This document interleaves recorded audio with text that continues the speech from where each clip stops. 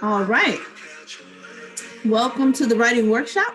This is our first session for the spring semester, so happy new year. And I'm so glad that you're taking time to start mapping out your semester. So I wanted to hop in today because it's the beginning of a new year. 2020 was crazy for more reasons than one or two. And so now it's time for us to turn our focus towards how to maximize our success for the spring semester. And so I have a couple people on today, but for those of you that are watching this after the fact, if you have any questions as you're watching, feel free to email me at sboyce@pqc.edu. All right, so let's hop in. Hopefully by now you've had an opportunity to check out the Writing Hub's website. If you haven't, take some time to go on the Paul Quinn website and search for Writing Hub, and you're going to see our website come up. On the Writing Hub, we allow you the opportunity to book one-on-one sessions where you can get feedback on your writing, whether you started already, whether you are trying to get ideas for how to best get your writing going. And so whatever you need help with, we're here to help you. So let's go ahead and get started. And I'm going to mute you, Mr. Tyrone. If you have a question, you can hop off mute and ask your question as we go along. So one of the first things that I like to encourage students to do when it comes to planning and mapping out your semester is something called backwards design. And so if you're enrolled in your classes, you should be able to see the syllabi for all your classes. I would say start there with pulling all of your syllabi up. And doing this before the semester starts is very helpful. This is why I take time to have this session before you actually jump into your coursework when the class starts. So if you start now, you have an opportunity to get ahead of the curve with getting your planning done. And so what that looks like is starting with looking at what are the big dates on each syllabus from your professor. So for instance, let's say you know for sure you have some papers due in a couple classes. You know for sure you have a midterm in each course, and you may have exams in each course. What you want to do is you want to start with your calendar. Some people prefer to use their phones. Some people prefer to use pen and paper. I am a person that does hybrid. I'm going to tell you this, do what works for you. So if you are not familiar with what works and you've tried to use your phone to schedule and things don't work out for you, I'm going to suggest that you use a calendar. Now, there's one I recommend called the Happy Planner. This is what I use for my personal use. Now in my professional use, I like to go in and I like to use a hybrid approach. So you will see on the calendar, I will actually write out some days, but then I also use my phone to go in and set reminders for things that I need to be reminded of because I may not actually look in my hard copy planner every day. So decide what works for you. When I was in undergrad, I still have these planners right here that I used at the University of Houston. Don't ask why I still have these. I just keep things. Okay, I'm a hoarder. And so if I open up this planner, I just want to show you what a hybrid approach looks like. Everything for the week was here for me when I was an undergrad student. Everything, when I became a Delta, shout out to the Deltas if y'all are watching, I had things that I had to do for the sorority, but I still had things I had to do for my courses. And then I had leadership obligations, SGA meetings I have in here, a Spanish lesson that I had, a board meeting, a party that weekend on a Saturday. It says it's going down. That's the Delta party right there.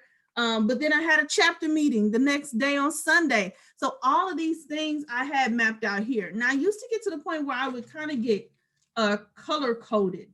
And you will see sometimes there's a lot of things to do, but then I start like putting in some highlights in yellow for everything that was based on my LSAT prep because I was getting ready for law school applications. Everything related to Delta business, I started highlighting in red. And so if you're a person that still likes to use pen and paper, don't dismiss it because we do a lot of things on the computer.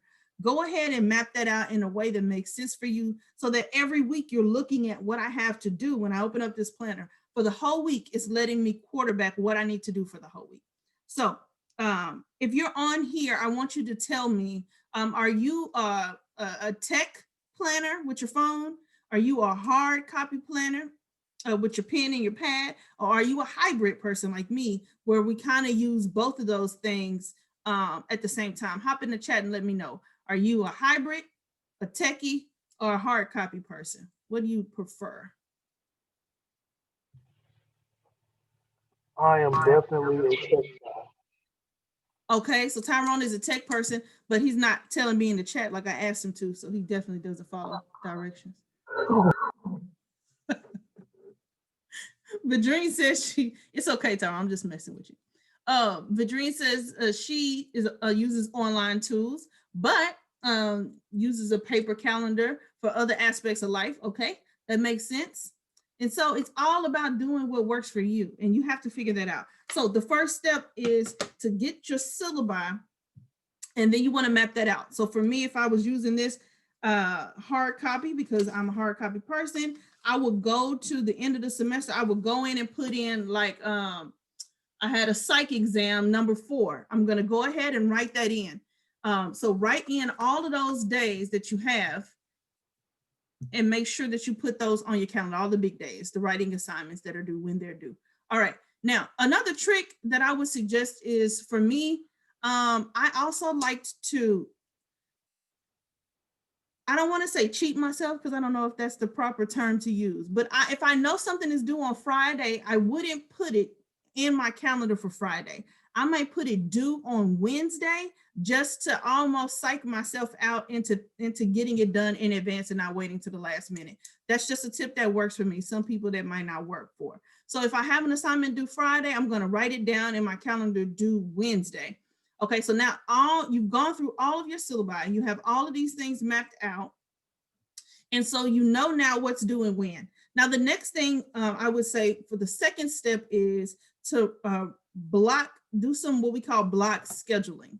And so with the block scheduling, what you're going to do is, based on what you already know is due and when it's due, now you're going to backtrack even further and start to build in some time for you to have your hardcore studying and working on your assignments. So if you already have a work schedule that you know, you work mornings or you work till 5, or maybe you work after 2 p.m., whatever your schedule is, I encourage you to go ahead and block out time. And what that looks like on my calendar is, I might have a 2-hour block that says do work. That might be where I need to work on the writing assignment, because I see on that Wednesday that paper is due. So the 2 days before that, I might have a hardcore block where if I haven't finished it by then, I know I need 2 hours each day or 1 hour each day where I'm going to really focus on that. That means this is going to be time that I am not going to be doing other things like scrolling through social media or going to hang out with my friends. What I'm going to encourage you to do is use those blocks just like you would a job. You wouldn't make it optional usually, right? If your friends were like, say we want to go hang out like Thursday at 7, you would be like, oh no, I got to work. It's the same thing. You would treat it with the same respect. When you put in work blocks into your calendar, they're going to tie up your schedule in a way that is not optional for you. So that way you're going to have time to sit and get to your assignments. The next thing that I would encourage you to do is to also block off self-care slots in your day or your week like a job too. So we already know we're going to have our work schedule that's going to be blocking our calendar. We already are going to have major assignments that are due that are blocking the schedule. And then our work sessions are blocking our schedule. All right. And the last thing that I'm encouraging you to do is, on top of all of that, find some time to block you something for self-care. Now, for some people, that means getting up early and doing yoga. Yoga is my thing. If I can get my 30 minutes of yoga in the morning, my body feels good. I'm awake. Everything comes to life. I'm in a better headspace before I get my coffee if I get my yoga, right? But there's some people who like to go to the gym and get hardcore. Maybe that's an hour. Maybe that's an hour and a half. Maybe they do it in the morning or they do it in the PM. What I'm going to encourage you to do is, on your calendar, block out that time again with a hardcore block, as if you were going to work or somewhere. Don't make it optional.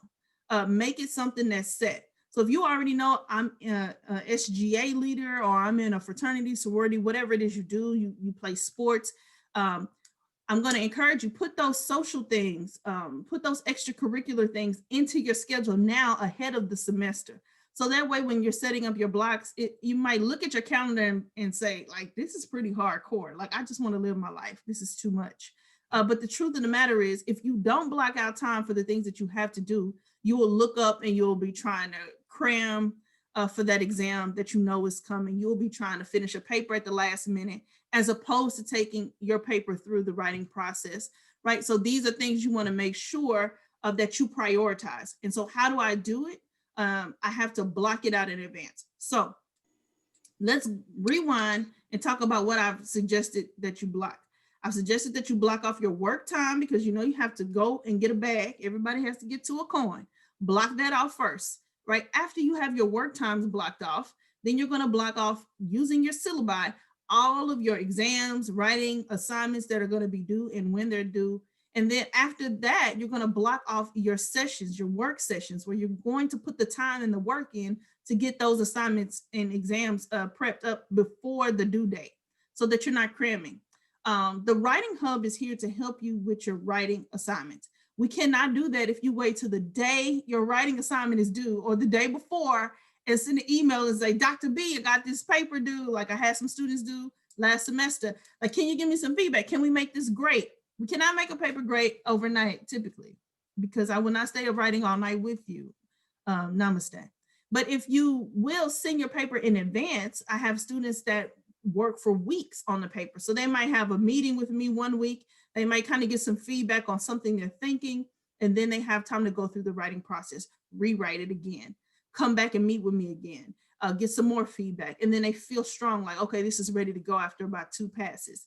And so it's totally up to you. But the further in advance you start getting feedback on your writing, the stronger your writing assignments are going to be.